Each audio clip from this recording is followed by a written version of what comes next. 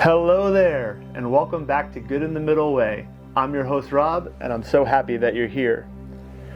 We've been talking about the self and the non-self, and today I'd like to talk a little bit about the conventional self, which is the self you're most familiar with. This is the self that carries your name, carries your memories, and carries also your bodily aches. And it's very important to take care of this conventional self as it is your vehicle to enlightenment. Now, we have a lot of material to cover before we talk about enlightenment, and I will gently ease you into those things, as these texts, some of them can be very heavy as they're written for monastics. So we could definitely apply many of these lessons to our lives, but we are lay people, which simply means we are of the world. You know, we go to work in the morning, we are engaging with people who are acting out in their ignorance and so on, and we are acting out of our ignorance as well, and maybe experiencing road rage or something. And you see, it's really important that as lay people we balance our attempts at some of these texts and what they mean. And so I'd like us to focus on commitment and maybe even taking vows to ourselves and to how we can take care of this conventional self.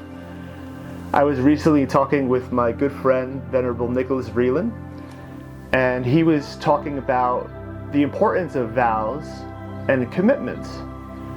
He was giving some great advice, as I would joke, as I recently got married, and I would jokingly say, well, I guess I'm signing up for another round in samsara, which, you know, that talks about rebirth, and we haven't covered samsara yet, but we will. And he said, no, not one does not equate to the other. You see, because you're taking a vow on this bodhisattva path to truly care for another sentient being. So you could actually develop yourself quite well by focusing on one, which you can then multiply to many. And I thought that was so beautiful when he spoke that. And Venerable Vreeland is the director of the Tibet Center, where I do most of my study. Wonderful place. I'll leave them in the caption below. They have a wonderful archive with so much material that we could all get through and talk about. But this body is our vehicle, as many other spiritual traditions talk about. And it's really important that we take care of that vehicle. I feel that in our modern day, people shy away from commitment. You see that in American dating. You could read think pieces about it. It's not fully just my opinion, from observation that is, that people struggle with commitment. And we could also say from these other social media platforms and how they're designed for us to just be engaged again and again, very short dopamine hits and so on, that it's, you know, it becomes problematic. And it's really affecting our long-term health. Those studies are coming out. And I think there's a power to commitment. There's a power to waking up and telling yourself, today is going to be my peaceful day, or today is going to go great. Today I'm going to be the best version of myself. Before picking up the phone, before, you know, starting the chores or starting the coffee machine, you know, taking that mental pause first, and then really, hopefully you can allow yourself some time to write it out, or to type it out, doing some sort of activity that's not just mental. The problem with our biology is if we just think about it, it's good, but not as strong as if we go and we write it out, or we at least type it up, or, you know, light the candle and say a prayer. It's you have to do a little bit of an extra step for it to solidify. But taking that commitment in the morning, that I'm going to take care of myself today. In fact, I'm going to take good care of myself today. This conventional collection of memories that in this body is Rob, and in your body is you. Because it's still relating to the world. And I say collection of things because we could think of ourselves a bit like a jar with, these memories, these aches and pains, wants and wishes and dreams. They're all in the jar. But as soon as you try to say, well, where's the I in that jar? Is it the jar itself? Maybe one way to start thinking about it. And the thing is, though, that there is a power to vows. There's an internal determination that comes when you truly vow to do something.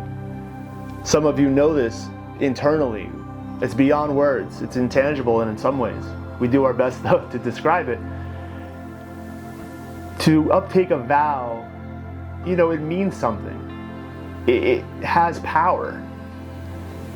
And to take a commitment, which sometimes we use these adjectives interchangeably, to take a commitment, though, on a recurring basis is really important. Our brains, our bodies, human beings, we like routine. And so if you could take a commitment, even a small one, to yourself, I'm going to drink more water today. Or I'm going to wake up and I'm going to set my intention for the day to set this tone of positivity and peace. That will carry with you if you take the actions. And as you are of the world and interacting with the world, I think it's very beneficial that you take that step in time, as we're not sat in a forest peacefully or on the beach somewhere doing nice yoga and peaceful times, not much to worry about, eating good food. I live near New York City, and on the subway you see many things. Many different things could agitate you. Though it's been very nice. It's a nice place to be and visit, so I would recommend that. But I would like you to think about how you can take care of your conventional self. Because whether you find enlightenment in this life or many more, right now this is you.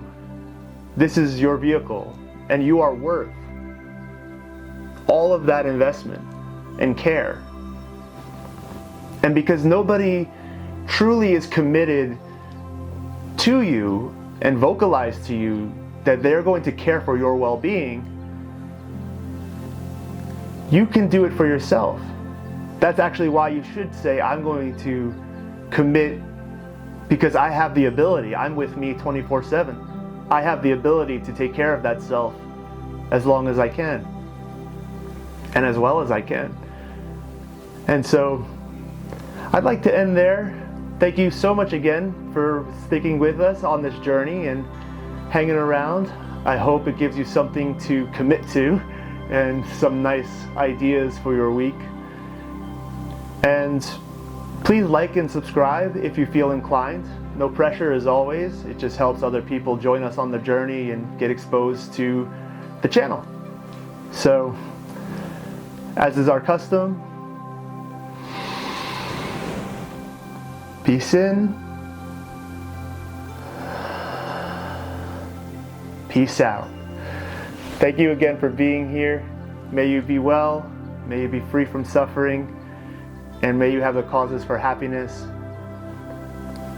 Thank you.